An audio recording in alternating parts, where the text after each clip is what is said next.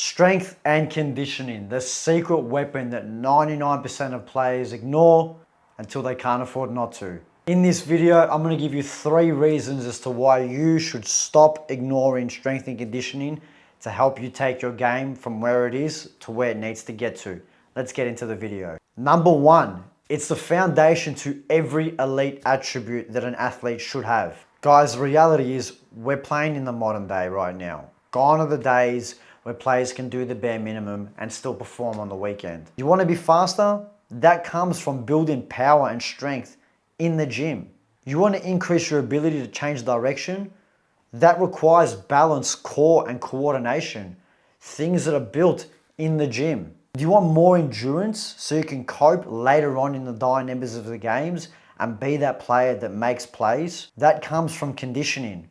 Things that you will adopt, not from just your skills practice, but from the external work that you do off the field. The modern game now demands more than just being a skillful player. You need to have the ability to hold yourself to a higher standard, to compete with the young players that are coming through, man. I'm training 14, 15-year-olds that are with their team 4 to 5 nights a week, doing 2 strength and conditioning sessions with me, plus a game on the weekend. So what do you think these players are gonna be like when they're 18, 19, 20, pushing for senior football? They're gonna be built like machines. So if you can't compete with that, forget it. You're not gonna be playing the game. Well, not at a level that you're gonna be happy with. Number 2, most players are only focusing on skills. Guys, once again, the modern game is forever advancing, and gone are the days when all you can do is kick the ball against the wall and simply play the game of football to help you become a better footballer. I know it sounds contradicting, but that's just the reality of the game.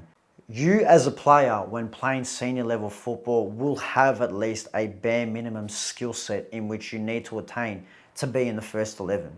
But what's going to differentiate from you and the others is how much you can physically dominate the other players. I'll tell you one thing, it doesn't matter how good your touch is. Your touch as a player is only going to get you so far.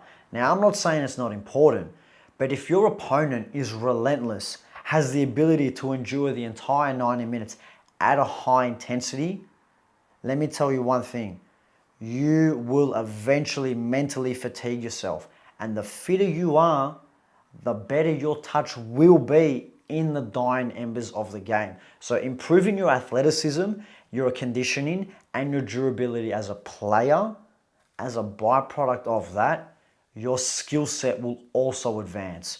Most goals are copped in the end or at the start of the game, typically because people have shut off because they're tired or they haven't woken up and come out of the half. Now, if you're not tired in the dying embers of the game, you increase your probability of being that clutch player, being that player that makes plays, because ultimately, players make plays. And number 3, longevity and consistency comes from the weight room. If you're always sore, tired, or picking up niggling injuries, it's not bad luck. It's because you don't have a proper strength and conditioning program. See, the thing is with strength and conditioning, this isn't just something where you put it in there when you're coming back from an injury. This isn't just something that you put in there because you feel like it. This is something that needs to be adopted, not just in the preseason, not just in the off season, throughout the entire season. The reason being is it allows you to build up momentum. And if you want to be the best, you need to be able to do rep after rep after rep, uninterrupted. The players that are constantly playing week in, week out, week in, week out, week in, week out, uninterrupted, are just compounding on their performances. You think about it, right? If you wanted to be the best in something, you want to be doing that thing as often as possible, as frequently as possible, at the highest level as possible. If you're in and out of games, if you're doing half a session and then you're injured, you're back playing, you have a couple of good games and you're back injured again, the likelihood of you excelling compared to the guy that's just constantly chipping away, playing game after game after game after game, on top of that, he's playing better quality games because he's conditioned, he's strong enough, and his confidence is through the roof. Who do you think over a 5-year period, even a 1-year period, is going to have more touches on the ball? Is going to have more minutes on the field? Is going to have more goals scored? The guy who's been more consistent with his S&C, which has allowed him to be more durable to play, or the guy that's too scared to adopt the S&C protocol and only plays when his body allows him to? I think you know the answer to that. Think about Ronaldo for a sec. The guy's 40. He's still scoring goals. Now, do you think that would be possible if he didn't have an S&C protocol? I don't think so. Do you think Vince Carter was able to play basketball in the NBA well into his late 30s if he didn't apply strength and conditioning? I don't think so.